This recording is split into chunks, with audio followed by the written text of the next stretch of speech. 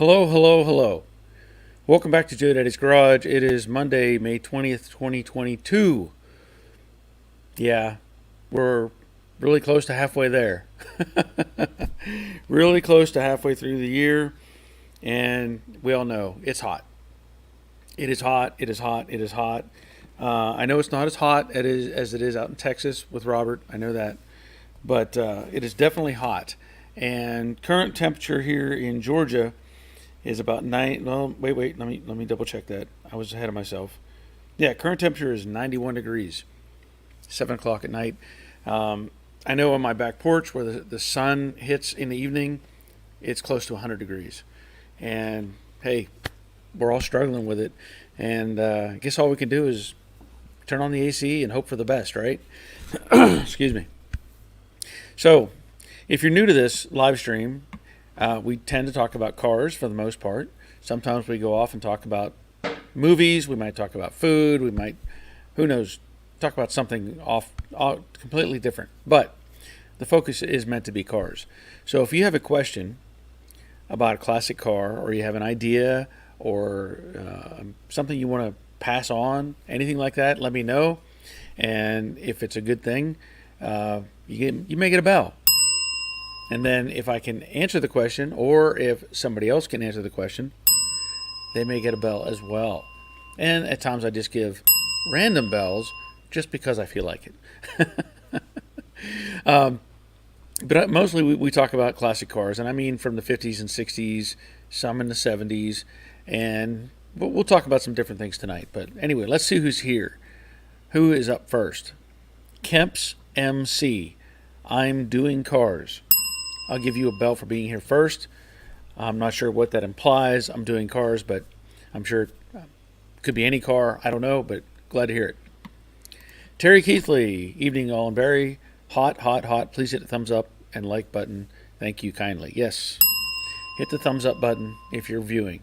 It helps let YouTube know that people are watching, and it also kind of pushes it into their algorithm a little more. So maybe other people will join, and they'll push a button, and then other people will join, and they'll push a button, and other people will join. It's kind of like an algorithm, or a pyramid scheme, right?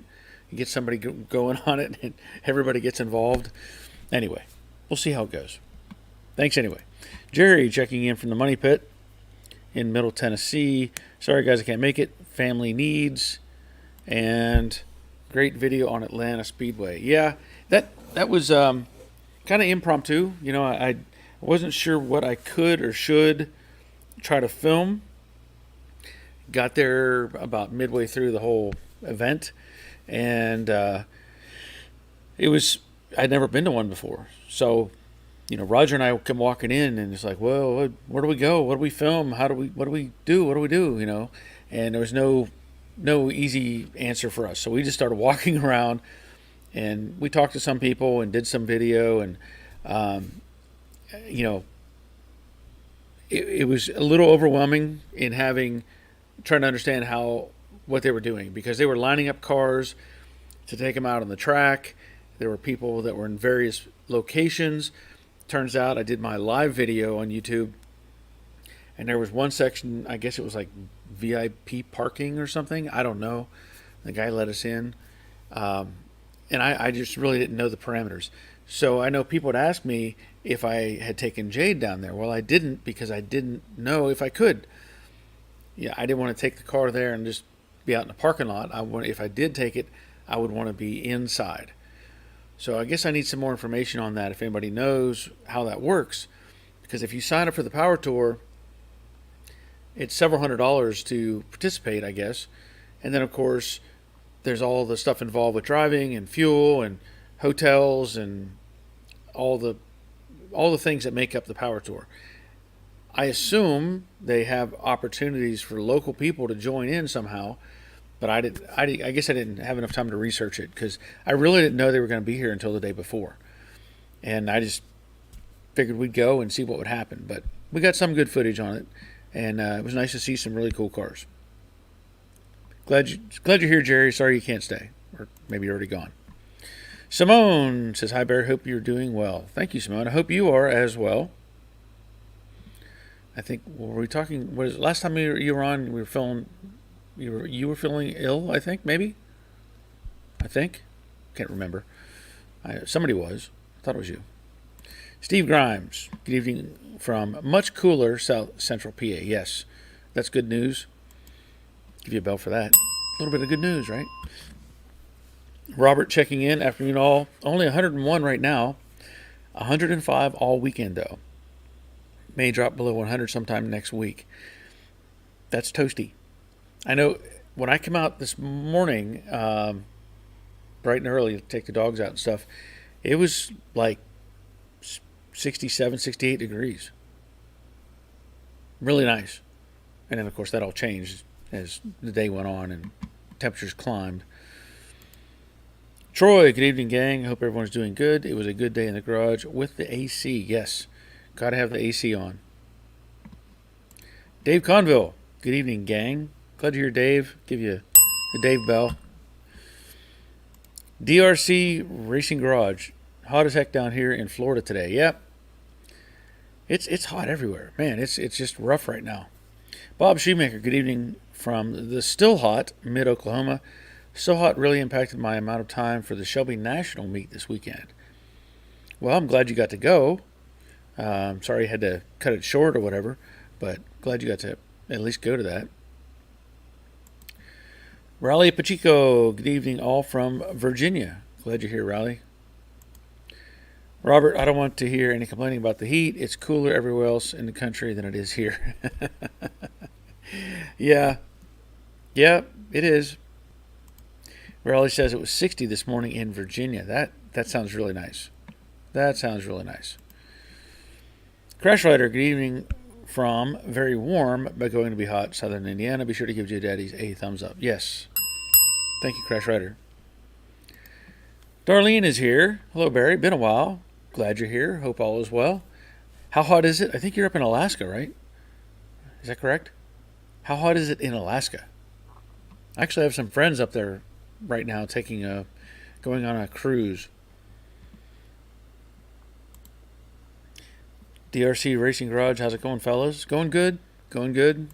Oh, and Darlene answered my question before I even asked it. It is 68 where I am. That's plenty warm for where you're at. Yeah, plenty warm.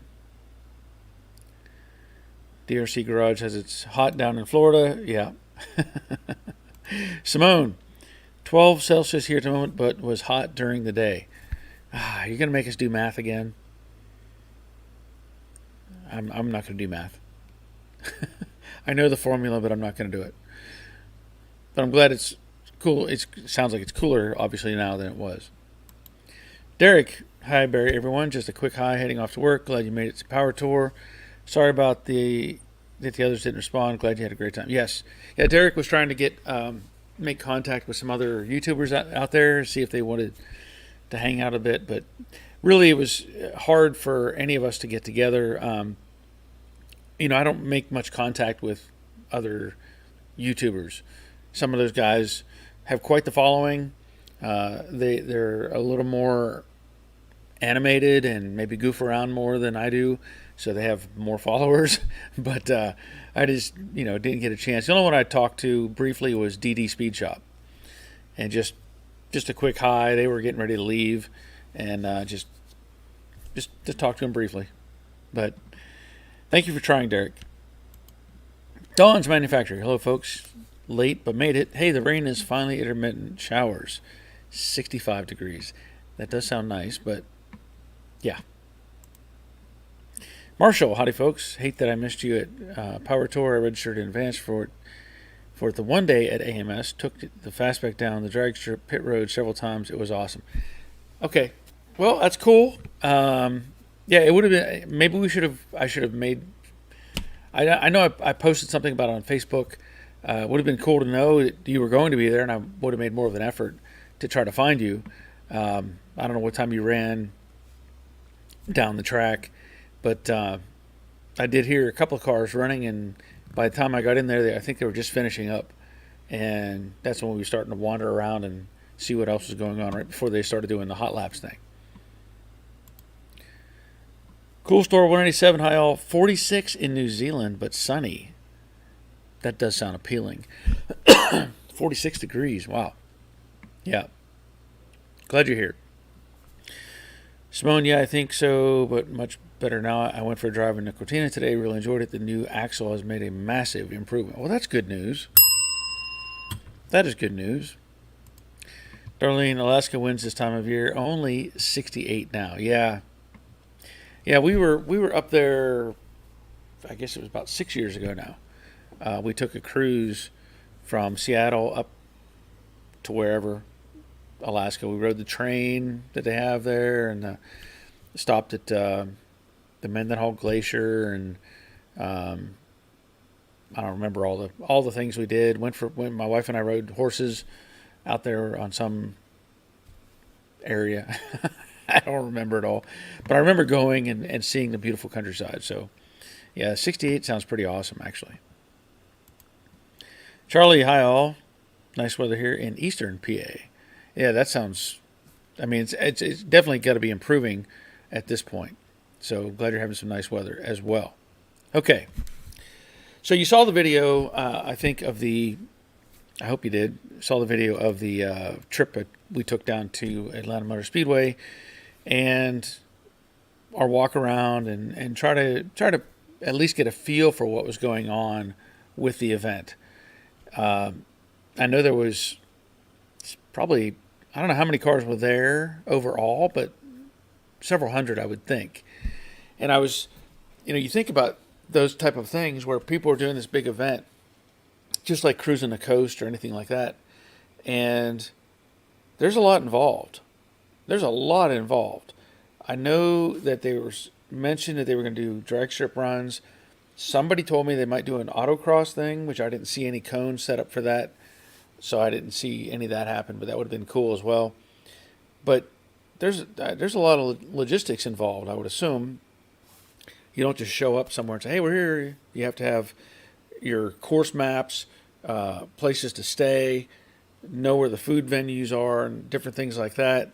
And then, of course, all the secondary items where they give you awards for, long haul driver or the stickers, all those things that make the event kind of fun. A lot involved with that.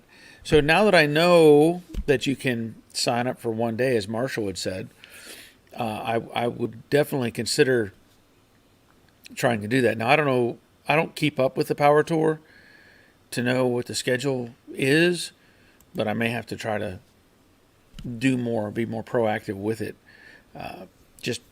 just to get there and see what's going on. Now, of course, they do have local, stuff that I go to, take the car and get people interested. And we had an event at our local church where they had for Father's Day, they asked people to bring their hot rods or trucks or stuff like that. And so I took the Mustang down, and it was only 4 people that brought vehicles, which was disappointing. And I don't know if maybe we're the only 4 that have stuff, but there was a really super nice 86 Chevy truck, short bed, that may have been unrestored. It was in just incredible condition. There was a 55 Chevy truck there. There was a 72 Chevy truck and the Mustang. I will say, when I was outside watching and answering questions, stuff like that, a lot of people were attracted to the Mustang. So I give myself a bell.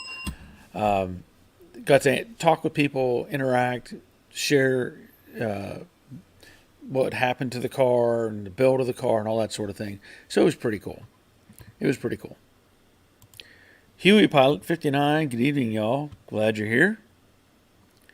And Shopcat Industries, Hi DRC Racing Garage. Okay. Glad you're here as well. So I've talked about it a couple times. The car, I did film some stuff on the Mustang that I didn't edit it down because I don't know if I like the way that it's going in the course of things. I filmed the problem with the temperature readings. And I was looking through troubleshooting guide, trying to figure out what I should do to try to address the fact that the ohms are reading way too high. And it talks about grounds and I put a ground strap on from the engine to the firewall, and I found another piece of information that said you should put a ground from the battery to, let's say, the apron or to the body. I have not done that yet. And what I'm finding is the temperatures are off. Like it's reading 210 on the gauge, and my laser pointer is reading 174. So there's definitely a problem with the ohms resistance. So that is something I need to get figured out. And I haven't finished up the horns yet. That's the other thing I got to put together. But the car is running great. It's running great. No complaints at all. I will ask you this, though. I don't know for sure. Maybe somebody has an answer out there. If there is a overflow tank or a catch can available for these cars. My mind is telling me that they just drain to the side. If there was an overflow, it just went to the side. And that is basically how it's set up right now. But I think I might want to add something. Even if it's just a small container. I know on the 55 Chevy that I had, I made one out of an aluminum, would be like an extrusion. I don't know if I have one in here or not. It was an old water filter from a like a standing fountain you could go to and fill up a water bottle. It's this long aluminum water filter. And I cut it apart, and I had a friend of mine weld it was aluminum, and I had them weld an aluminum plate on top and then put the hose down inside. And it was effective. It looked cool, and it did the job, especially on the 55, because it was a rat rod, and people, if they asked what it was, I told them that's an old water filter, and just kind of play on the rat rod theme. And so I'm looking, let's see, Robert says there are aftermarket overflow cans, plastic ones that are pretty cheap. Okay. Yeah, I'll have to look into it a little more.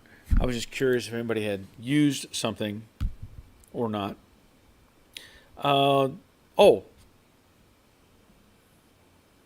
Okay, so Robert says we'll check on Amazon for a new one from a random car that might fit well. That's true too. While I was at the Power Tour, there was a display there from Auto Metal Direct. Pretty cool display.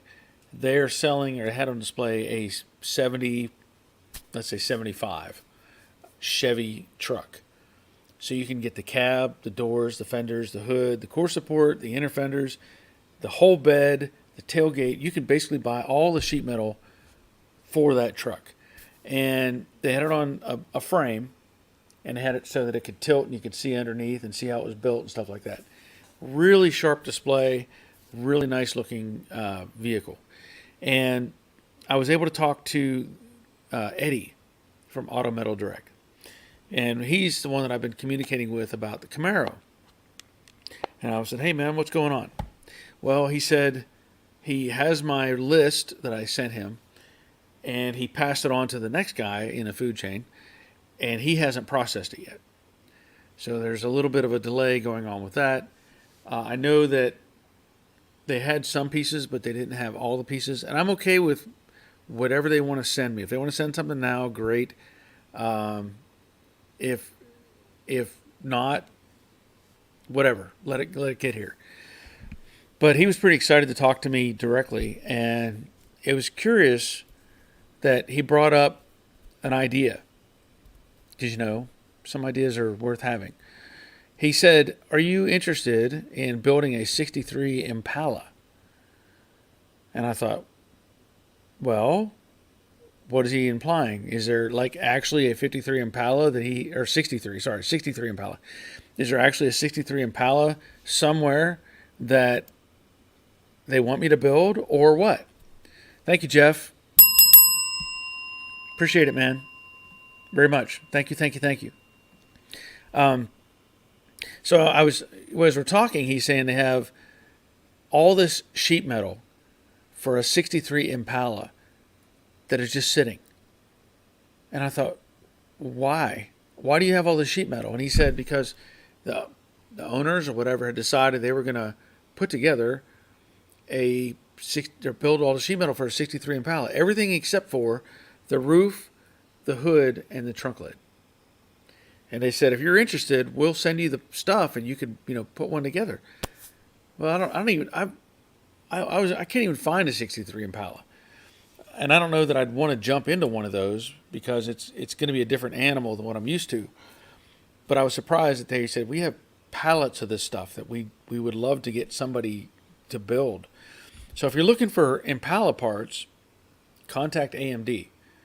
Let them know I sent you and see if they can't help you out. The other thing they were offering is 67 to 69, I think, Torinos, parts for Torinos and Fairlanes. They said, if you know anybody that's building one of these, let us know. We can help you out with getting metal to them or something. So if you're looking for stuff like that, then maybe they have what you need. But like I said, I don't know of any cars that I can point to and say, I know where there's a 63 Impala I'm going to build. And again, I don't know that I want to, because I've kind of got my focus a little narrowed up with the Mustangs and the Camaro stuff. Let me see what Dawn has here. Dawn, thermal gun will always read low when looking at an outside surface. Hose is cooler than radiator, better to test in boiling water. You're right about that. I know that I was putting the thermal gun on the upper radiator hose at the first turn coming out of the water neck, and that's where I was getting 174 degrees. I would doubt that there's a 30-degree difference, though, between the outside of the hose and the inside of the hose.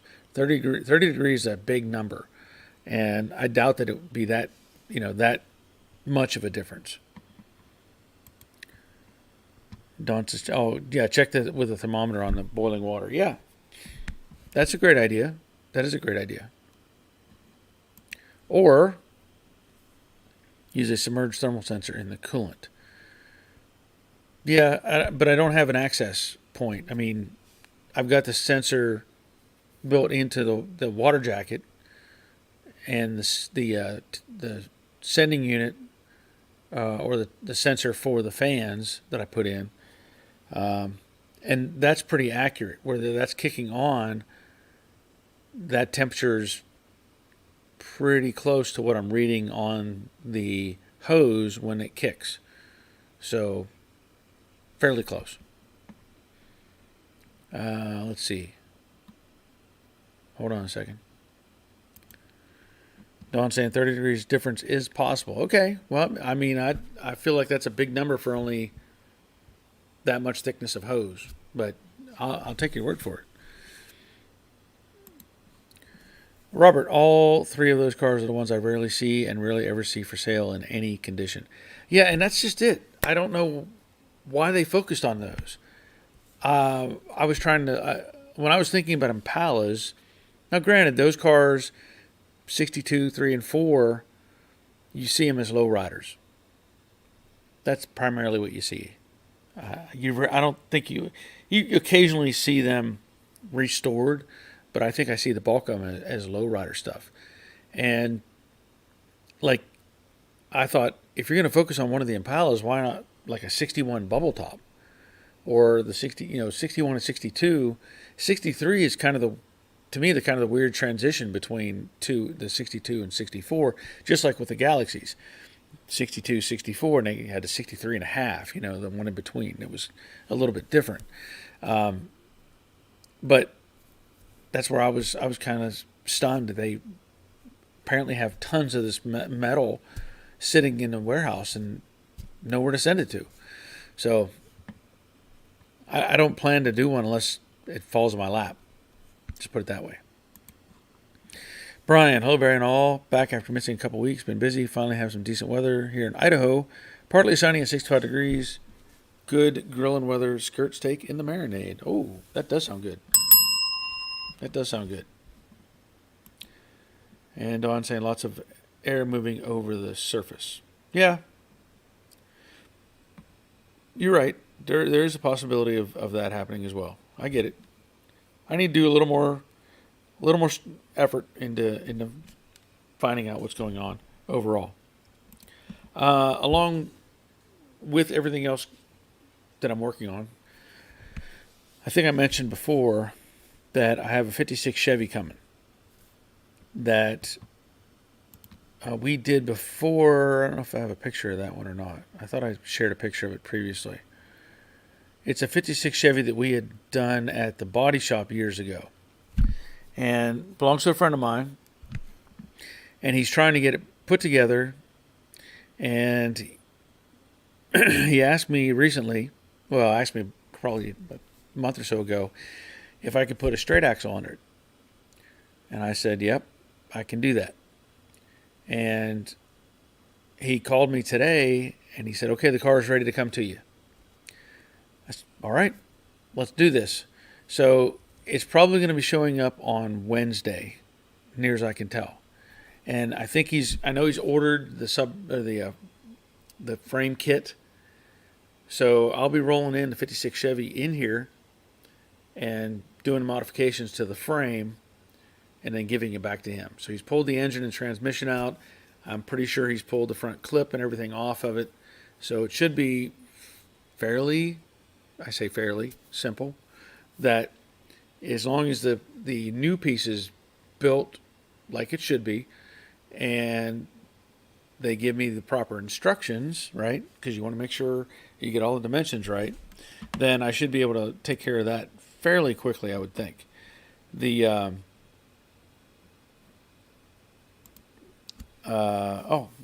Yeah, Steve, hold on. Okay, so I should be able to take care of that. I say fairly quickly.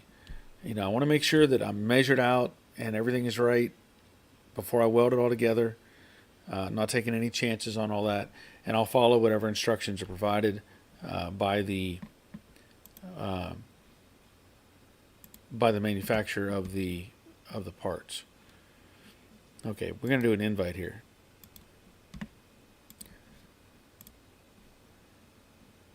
See, we're gonna get Steve on here. See what he's got going on. Okay, so I sent Steve an invite.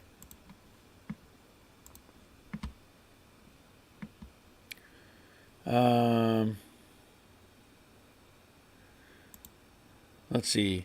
The CUDA 70. Have you ever or anyone else seen her taking out the rear drive shafts on a 69 Corvette? I did not want to get in over my head to replace the U-joints. I have done that, actually. It's been a while. I don't think it's nearly as complicated as it may look. I did restoration work on a 69 Corvette. Gosh, it's been a while ago. 2006, I think it was. And I took out the half shafts, the drive shafts, and put in new U-joints. And it wasn't really that difficult. It's basically just unbolt. At least with the one I did, everything unbolted and came out fine. So, and it was a 69, so that shouldn't be too hard. Hang on a second, Steve. Brian, did I hear you say they had Fairlane metal? I need 68, 69. Yeah, call AMD. Look them up. Call AMD, talk to Eddie or Jason, tell them I sent you.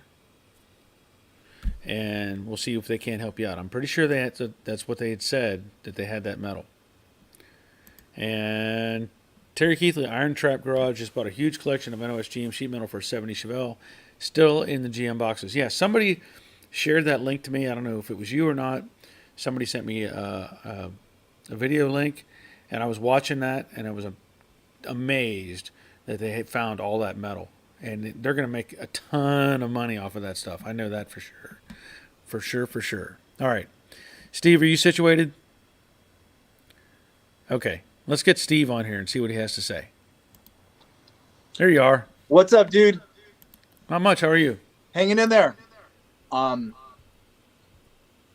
6 months ago or 8 months ago, I was talking to you about my Mustang, and I was telling you the sequence of events, and I told you I was going to do some wiring, and he said, Steve, don't do the wiring. Instead, mop your engine and your transmission in place before you even work on. And I apologize. I just don't know the sequence of events of restoration. I just don't. So, engine mocked, transmission mounting mocked. In fact, here here's a TKX transmission, brand new TKX. Okay. 351. All mocked. The body has. I got a video about to come out of. Actually, it's been uploaded. It'll be out Thursday, Wednesday or Thursday. Here I'll show you the interior. But so the interior Yeah, it looks is good. you can eat off it basically. Um, but now my question to you is because you're helping me along in this process. I appreciate it. What I'm going back to Scotland in literally on Thursday, so I'll come back in the wintertime and I'm just gonna attack this thing again. What's the next step? What's the next step? Okay, so you have the engine sitting in place. Do you have the transmission? Have you tried putting it in place yet? Yeah, it was actually in place so we could because we had to we had to push the floor support back, so it fits. Yeah. Okay, so do you have your linkage figured out for the transmission? As far as the drive shaft, Well, you said is it a 5-speed? yeah, Okay, do you have your clutch linkage figured out? I don't. Okay, you need to get that figured out. Okay. So get the transmission in place. Figure out whatever you're going to do for your clutch linkage. Okay. Get that zeroed out so you can have it configured, and then you can take it out of the way. If you need to, whatever. And then when you come back, you have everything in your hands, and you can go, okay, this bolted here, this bolted here, this bolted here. So get all that drivetrain stuff taken care of. Now, I assume the car has working brakes and all that? Have No. you done okay. So work on your brakes. Okay. Get your brake lines all, if you have to make them or whatever. Okay. Make all your brake lines, because I don't know what your end goal is. Are you going to paint the car, or is it going to be black, or what's the goal? So as far as performance, I'm more concerned about performance than I am about aesthetics. Okay. So I knew I wanted to get the brakes done, but I kind of wanted to hear it out of your mouth because I wanted to see what sequence it was. So I got all of my disc brakes and caliper in there, but I don't have lines. So is what you're saying right now might be a decent time next to run lines? Yes. Okay. You can either I usually make my own lines, okay, and they make different types of tubing. Some of them are going to be the hard steel, which is hard to manipulate. Some are they're kind of gold colored. They bend a lot easier, So you might want to look into what you want to use. But I would get all the drivetrain in place. Are you planning on painting the underside of the car or undercoating it? So it's already undercoated right now. It's completely undercoated. Okay, so if that's all done, go ahead and get your brake lines in place. Okay. Get all that stuff knocked out. Get your fuel line in place. Fuel line. Okay. Yeah, get that in place, because if it's going to come up, run beside the frame rail, behind the suspension, and kick in where the apron mounts in the front. So get all your hard lines, all that stuff in place underneath the car. Another thing, here's a good observation. Dawn says the e-brake cable bracket has to be relocated or fabricated too. So if you're using a parking brake, you've moved the mount point whenever you move the cross member. Yeah. I did. So I moved it 2 inches back. Well, but you need to have that mount point for the parking brake. So I actually have a parking brake issue on my 68 in Scotland, and I need to figure out how to fix that. But I'm so scared of that. I'm almost thinking about installing like a handbrake. Or do you not recommend that? Well, you could do that. Okay. I've Okay. seen people do that, and depending on what you're going for an end product, I don't have a problem with it. I have a friend who drag races. He's put a parking brake in his car that pulls up in the center, just like the old school. I say old school stuff, but pulls up like a Pinto style. Yeah. Whatever. So you could do that, and there's really nothing against that. You could buy actually aftermarket stuff that are really cool looking. It's not like they're just a big painted piece. They've got some billet and pieces and stuff that looks really nice. So you could look into that if you like. Let's see. Oh, so Simone says Cupro nickel. I don't know if that's the right terms, but I think there's a nickel There's some sort of a hybrid type of metal they use on the For the brake brake lines. lines. Yeah, and part stores carry them, and they have them in different lengths.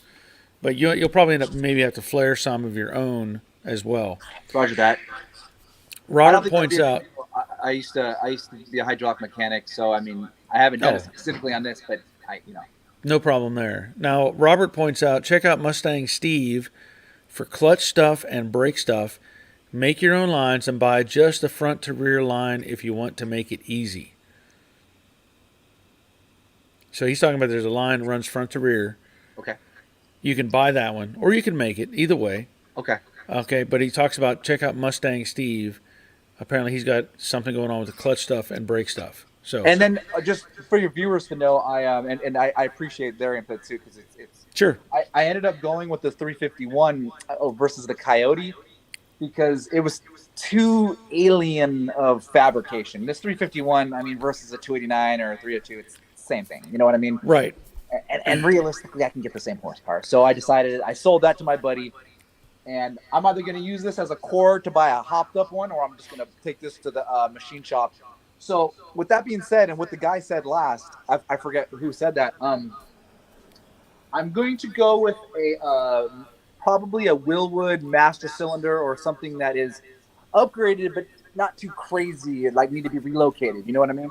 Right. That's yeah. Because like when I did my brakes, it was CSRP was the company I went through. CSRP. CSRP. They sold the booster, little booster. If you want a brake booster, they sold the booster and the master cylinder as a kit.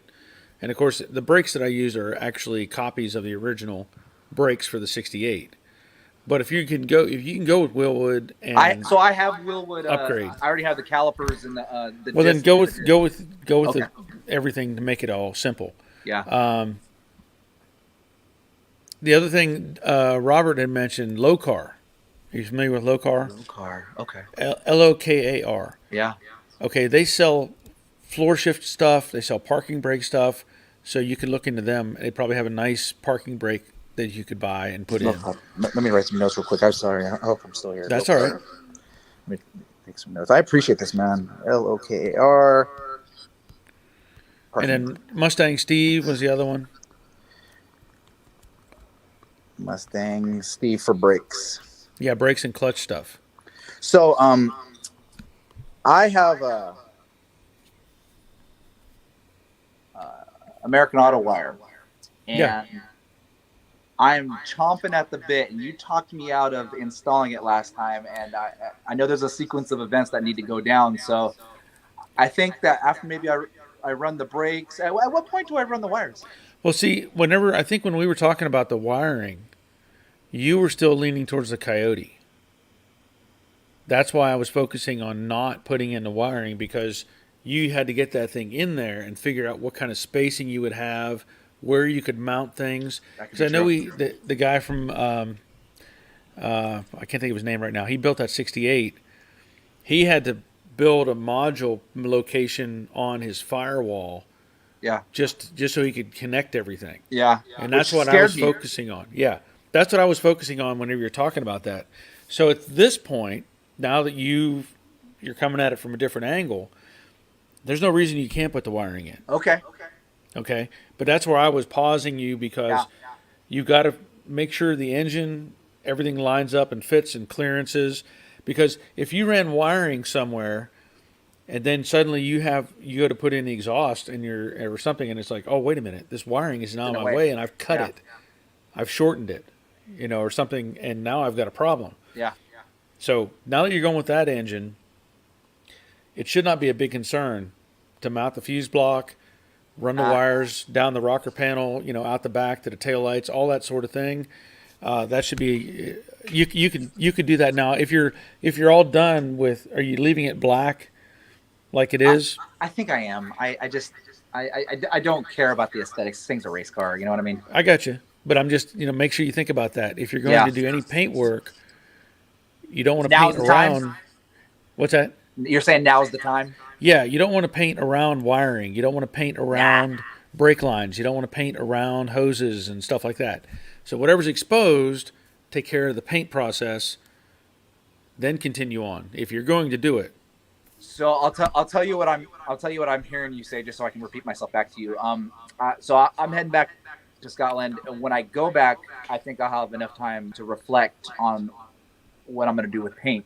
So when I come back in October, Christmas time, I'll either decide if I want to paint it or run the wires in the lines. Okay. Yeah. I mean, I can send a pic. Oh yeah, heck yeah. yeah, Oh about the yeah. e-brake cables. Now, Dawn, I'm going to ask Dawn if he does. You have videos on that, Dawn? Because if he does, you could hop over to Dawn's and check out Oh his dude, videos. hell yeah. So I don't know if Dawn. I assume he has. He probably has some. He's done some really cool videos on his car. Dawn. So In fact, I'm gonna screenshot this right now so I can see what Dawn's. Yep. All right. yeah, Dawn's Manufactory. Yep. Yeah. Well, dude, that's it, man. I just, I mean, in the next 6 months, you're probably gonna hear from me, and this thing. I got so many projects as it is, but I just attack it as hard as I can, you know. Yeah. Yeah. So, and then Yeah, that's. I mean, like I said, that's the kind of the focus. Like whenever I do like a car, like let's say Jade. Well, I already had the engine and stuff. I had the engine bay all done. I had ran all the brake lines and all that stuff, and I was able to drive the car into the paint booth and finish the paint work. Right. There's another car I did. It was a light blue Mustang '65 that I painted the engine bay, painted the car, and then I handed it back to the owner so that he could run all the brake lines and all the wiring and all that sort of thing. So you kind of think about it from what's the end goal, right? You know, you don't want to jump in there and it's not like Christine where you put on a headlight and the car comes to life, right? You got to have power source, wiring, hydraulics, and kind of step into it so that you make sure you cover all the bases. for sure. And I don't want to now come in to think about it. I don't want to install all the hydraulics and be like, oh shit, I need to get underneath it because I need to paint that corner. Right. Yeah. So take care of the paint stuff. Yeah. I know, like I've said in the past, I've taken care of all the suspension, make sure it was all painted where I wanted it, put it together, and then I ran on my brake lines after all that was in place, so that I wasn't fighting with this piece, fighting with that piece. Yeah. You know? So, well, you know what? Actually, and I don't know if I'll try to show you guys, but this is all finished. That looks great. The whole thing underneath. Yeah. I'm not sure if you guys can see it, but it's finished. You can eat off it. You know. That looks great. Don asked a question. He said, "Did you move the tunnel support 2 inches or 2 3/4 inches?" To be honest, I don't even know how much I moved it. I actually mocked it, and you'll see in my next video. I mocked the transmission in place. I literally took the transmission and then delivered it to I actually took a cargo strap and suspended it in the air in the position. Took it to my body guy. Dropped the transmission after we marked where we wanted it to be. So I don't even know what the actual measurement is. We just literally just put it right where it needs to go. Okay. That's. I mean, that'll work. Yeah. But like Dawn is referring to, if you're thinking about secondary items that attach to those points, like the brake cable, that's meant to have a stop point to where it can pull against, or so little things like that you have to keep in mind. There's not much else that gets involved. You've got your brake line usually runs back the tranny tunnel, and then kicks up and goes to a hard line or rubber hose, which then jumps to the differential and then splits. So that's not too complicated. The fuel line, if I remember right, it runs on the driver's side underneath the rocker panel where the pinch weld runs. And I actually ran the fuel line back when I started the Coyote. I did it temporarily. So the fuel lines, since I did it temporarily, I have an idea how to do it. Where the brake lines, I feel like the brake lines are a little bit more permanent versus the fuel lines that they can move, And that's I mean, on the transmission tunnel, there's little holes that run back it's like almost like a little hump, and there's a hole there. Your brake line is supposed to run right along that, and there's little clips that have like a square. They like loop around it, like this. And then there's like a little square post on it that pushes up into that hole. It's like a combination thing. It holds it in place. So You probably can see if you looked at your transmission tunnel, you could probably see where those holes are. Yeah, it's gonna be tough enough to get up under there, anyways. No, But you I can wonder. see it from up on top. Can you see? They go straight. You know, your transmit. Go into the body of the car. Look at the interior. No, you stay up on top. You should have pan back a little bit. Okay, so they've been removed. Yeah, Pan, this whole thing's been is like custom now. okay, yeah, because usually, like, I'm not sure if that one hump right there to your right. No, back further, right there. That hump that's sticking out. Yeah.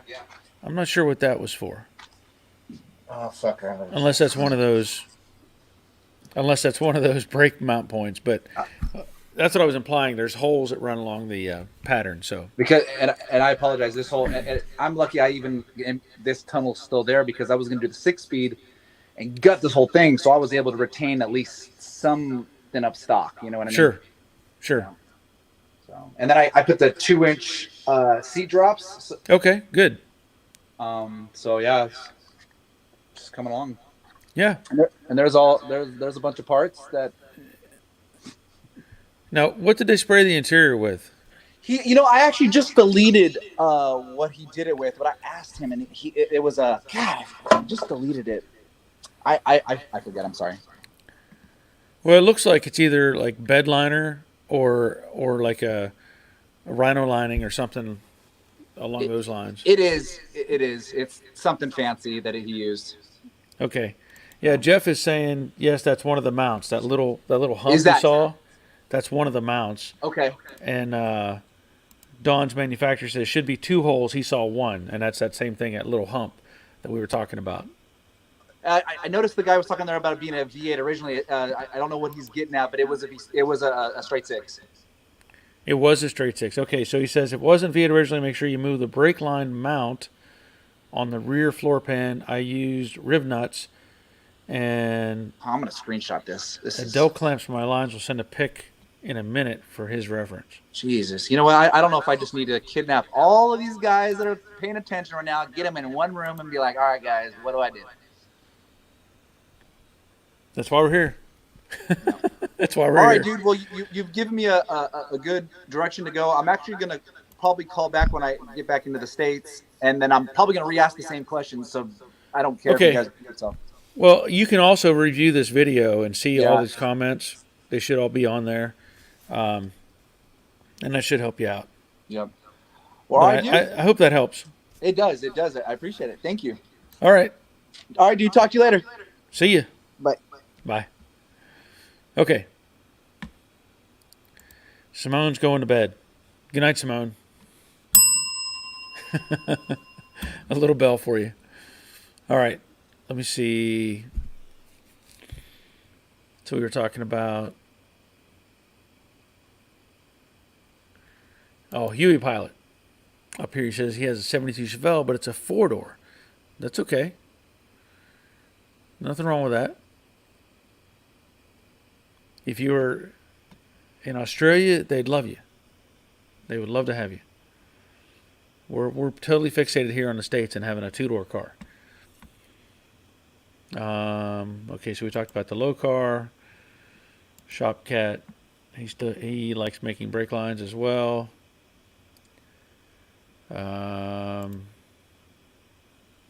Simone was saying the Shop Cat, my rear snapped at a joint to the flexi pipe very fiddly, and I make a quick fix as I was short on time. I need to replace the entire run. Okay, so that's some different verbiage. My rear snapped at the joint to the flexi pipe. Flexi pipe, I like that. I know Simone's going to bed, but I like flexi pipe. I don't think I've heard that before, and I assume that's referring to the rubber hose, rubber brake line. The flexi pipe. I like it.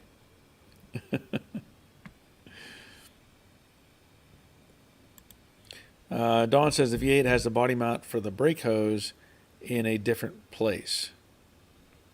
I made the 6 version work though. Okay. So there's some more information for Steve. Simone says good night. All right. Steve, Don, you have the knowledge. You need to work a USB to your brain to get the trans install knowledge. Just go to his videos. Look up Don's Manufactory, and he's got some great stuff on there, so you can follow what he's doing, and really, really creative stuff that Don does on his channel with his car, and I love it. I'm glad he shares and makes these videos and puts them out there. Really good information. So there's a bell for Don. Okay. So as I was talking before, the 56 Chevy, I'll be working on putting in the straight axle deal, and he wants me to. I'm probably going to paint it in some shape or form. I don't know exactly what yet. I don't know if the metal. He sent me a link to the place that makes these front ends, and it almost looks like they're using square tubing and like stacking it to make the frame width or something. I don't know. I really didn't get into it very far, but it's all raw metal. So I will have to do some prep work on it and talk to him and see what he wants for an end result. And I don't know what all he wants me to do besides, I'm assuming, just weld in the frame, paint it, and hand it back to him and let him do all the other stuff, I assume. But we'll find out. So that should be coming here again on Wednesday, and I might be able to start a new video series on that. I don't think it'll be very many videos. It might be one or two, but it would be interesting to see the process, I think. I know that anytime you do a frame or frame work, it's critical to get the measurements right. And so I'm a stickler for that. And I'm going to find my own. I mean, there's going to be places on the frame that I can measure from, but I may have to make my own tabs or something, kind of like angle iron, tack them on, and use those as good reference points that I can measure from let's say the factory frame to locations on the new frame. You get what I'm saying? So I'm going to have to come up with some stuff for that. Robert says, Footage Factory. Steve, shoot me an email and I'll send you whatever pics you need. Just sent one to Barry of the Lines. Okay.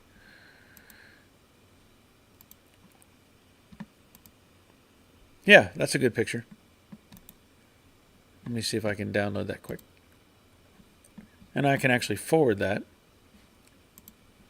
Let me see if I can forward to Steve. Okay.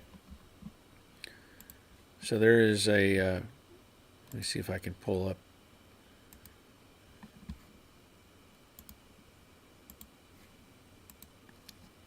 Pretty nice picture.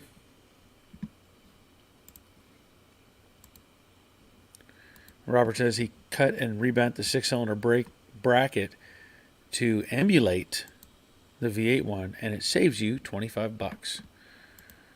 So, boof. That's a pretty good shot because you can see the hump that I was talking about. So there's in the floor pan, you can see there's two humps. So yeah, looks good. Looks good. Let me see if I can pull that back down. Okay. Now I'm hoping that on the 56 Chevy that I'm not asked to do the brake lines and all that stuff. I don't think I will be. Past that point, now that I still need to find out what's going on exactly with the Camaro sheet metal. But I'm also talking with Charles about his 69 fastback. And maybe that'll be coming sooner than later. But we'll have to figure out the logistics of it because I know he's going to order a full floor pan. We have to figure out how to get that here. And then, of course, the car itself and the other pieces and parts, they're going to be here to put the car back together. So we're trying to work out the logistics of that as well. It's all part of the process. Not like I used to be able to drive to Mustangs Unlimited and say, hey, I want that and that and that and that, and throw it on the trailer and be done. Can't do that anymore. DRC Racing, how long have you been doing YouTube? Too long. Way too long. I think I started getting kind of serious about it in 2011, I think. I know my daughter made up that little sign back there, and it says mechanic on duty since 2011. That's when I started getting more serious about the YouTube stuff. I think I had put some on there previously, just goofing around and doing some weird things. But yeah, it's been well over 10 years. I think I have, I don't even know. I'm pretty sure I have well over 1,000 videos on YouTube, and I actually have a whole nother channel too that is called Joe Daddy's Workshop. So if you haven't seen that, you can check it out. It's everything. It's not car related, and that one, I don't know how many videos I have on that one. I don't even know. I've lost track. But what's funny is I've said this before, I've had a project that I was looking at and did a search on Google, and one of my videos has popped up as a reference, and I'm like, oh yeah, I've already done this. I don't know how many people, what the average number of videos maybe that people put on YouTube, but I feel like I'm probably above average as far as overall these kind of videos, maintenance, repair videos, how to do restoration type stuff, that I probably have more than most people. But anyway. Okay. Hate to say this, but I'm already feeling my voice start to go. So I may have to just cut this short. I've had issues before where I start losing my voice, and it's hard to continue on. And I can feel it. I can feel it getting rougher. So perhaps I should just call it a night and go in the house and get something to eat. It's getting late. At least in some parts of the country, it is getting late. Let's see. DRC, I just started last November. I'm at 462 subs. Need 500 to go on YouTube. To go. Need 500 to go. Yes. To a YouTube creator drag race. Okay. Yep. Well, hopefully you get there. Let's see. How's the granddaughter doing and junkyard story? Well, actually, you mean daughter? Because if you're talking about my daughter, she just got back yesterday from Spain. She was over there 2 months. She had a good time. Did what she was asked. Did her teaching thing over there, and got to see parts of Spain that most people probably don't get to see. She visited Madrid and went to some place that they had indoor snow skiing in this like mall place. It was a good time. So I think she really appreciated the fact that she could go and that she could come back. One thing that she talked about was, she said that the food over there, they eat lots of meat, which is really good for me. I like that idea. But she was surprised at how little flavoring they added to their food, like spicing or spices or salt or much of anything. And she said so the food kind of had a much blander palate, let's say, than what we normally eat here in the States. So she was excited to get home and actually have some pizza last night. We had pizza for Father's Day. And Robert says, did you send her my euros? I did not. Junkyard story. I don't know that I have anything that I haven't talked about before on the junkyard stories. Nothing really particular comes to mind. I know that it's fun to talk about those things, but the last time I brought something up, somebody said, "Oh, you've already said that, or you already talked about it." So I have to kind of get the wheels turning and think if there's anything in particular that stands out as far as junkyard stories go. But right now, just kind of drawing a blank. But anyway, I think I'm going to go because I can definitely feel my voice is getting worse.